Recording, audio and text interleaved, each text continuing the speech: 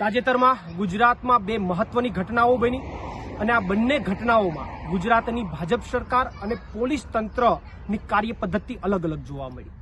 પહેલી ઘટના અમરેલીની અંદર પાયલ ગોટીની જે બની, એમની અંદર પાયલ ગોટી નિર્દોષ હતી અને છતાં નિર્દોષ છે કે દોષી એ તો કોર્ટે સાબિત કરવાનું છે, છતાં એ પહેલા ત્યાંના પોલીસ તંત્રએ, ભાજપના અમુક લોકોએ એમનું જાહેરમાં સરઘસ કાઢ્યું, એમને જાહેરમાં અપમાનિત કરવાનું કામ કર્યું।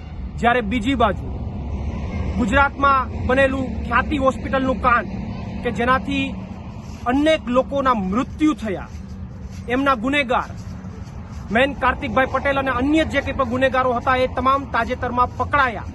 તો શા માટે ગુજરાતની ભાજપ સરકાર અને ગુજરાતની પોલીસમાં આ કાર્તિક પટેલ અને અન્ય ગુનેગારોનું જાહેરમાં સરઘસ કાઢવાની હિંમત કેમ નથી?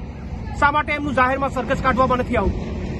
પાયલ ગોટી નિર્દોષ હોવા છતાં એમનું સરઘસ નીકળે અને કાર્તિક પટેલ દ્વારા એવું કૃત્ય કરવામાં આવે કે જેના કારણે અનેક લોકોના જીવ ગયા, છતાં એનું જાહેરમાં સરઘસ નહીં, જાહેરમાં વરઘોડો નહીં। તો ગુજરાતમાં આ બનેલી બે ઘટનાઓમાં ભાજપ સરકારની અને પોલીસની કાર્યવાહી અલગ અલગ શું કામ? ત્યારે ભાજપની મનસા ઉપર 100% પ્રશ્નાર્થ ઉભો થાય છે અને એને ભાજપ સરકારને નમ્ર અપીલ કરીએ છીએ કે તાત્કાલિક ધોરણે, અને પોલીસને પણ કહીએ છીએ કે તાત્કાલિક ધોરણે આ કાર્તિક પટેલ અને અન્ય ગુનેગારો જે છે એમનું તાત્કાલિક ધોરણે સરઘસ કાઢવામાં આવે અને તાત્કાલિક ધોરણે સરઘસ કાઢી અને એમણે જે ગુનો કર્યો છે એ ગુનાની એને ક્યાંક ને ક્યાંક ભાન કરાવવામાં આવે। માટે સરકારને અમે અહીંયાથી નમ્ર અપીલ પણ કરીએ છીએ અને સાથે સાથે સરકારને એક તકેદારીના ભાગરૂપે સરકારને આ વાત ધ્યાને પણ દોરીએ છીએ।